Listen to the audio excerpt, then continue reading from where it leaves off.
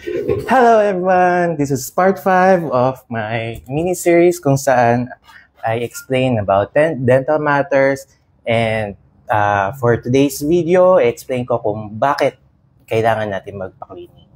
No? So ang first reason is, syempre pag naipon ng dumi dyan, magkaka-bad breath ka. No? So syempre ayaw natin mabaho ang hininga natin kasi syempre pag tuwing may kakausapin tayo, gumaganto sila.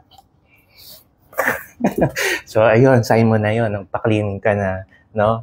Tapos, syempre, eventually, magkaka-gingivitis ka. So, gingivitis or namamaga ang gums. So, pag namamaga ang gums, eventually, nagkakaroon ng gum bleeding or pagdudugo sa gums. Minsan, papansin mo pag nagtututbrush ka, nagdudugo, no?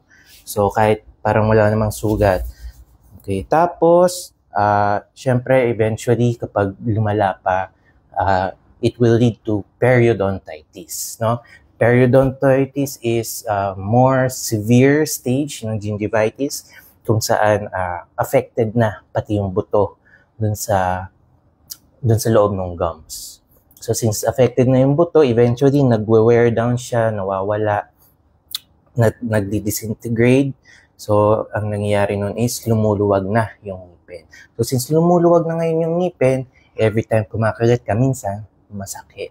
So, since masakit na yung pagkagat mo, minsan, hindi ka na makakain. So, since hindi ka na makakain, hindi ka na makanguya, ang ginagawa mo na lang is, lunok-lunok na lang.